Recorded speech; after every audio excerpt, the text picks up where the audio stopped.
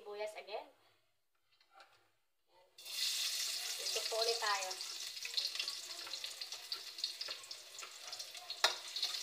And next ulit.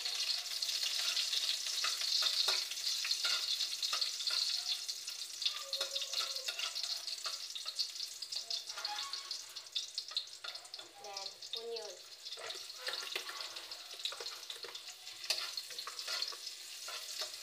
Madali lang po ito kasi naka-ready na siya.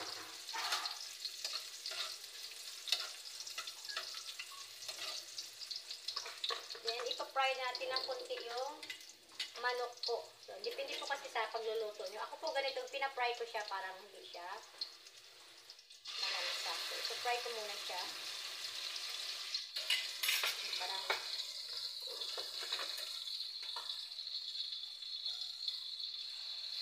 ito po ako pag magluto. Kanya-kanya pong paraan. Kanya-kanya diskarte.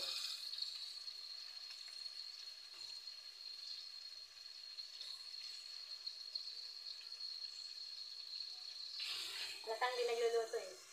Sa hawak pa lang, halata mo ng tao hindi marunong magluto. Ayan, lutong pacham kasi to. Chamba-chamba. Ayan. Ano muna natin ng konti bali, ito toast natin ng konti. Ayan.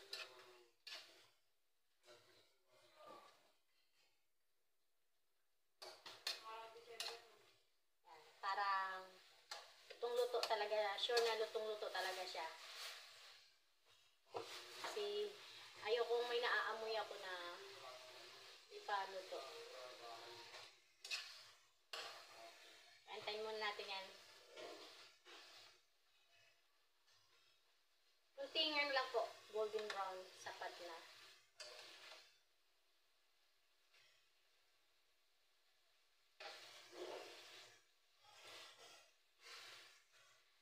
Para-paraan lang ang pagluto. Kanya-kanya diskarte.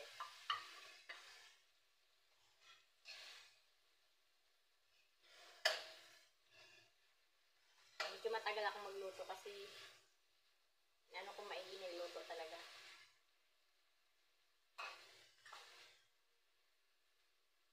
Then, pwede na. Ilagay na natin yung pinagmarinitan natin. Bubusan natin yan. Ganun lang siya kasimple.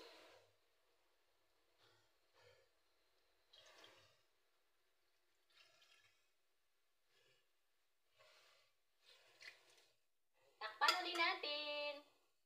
Antayin din natin umambot siya. Kasi kompleto na po yan, may paminta na siya. Pero lalagyan pa rin natin siya para mas lalong masarap.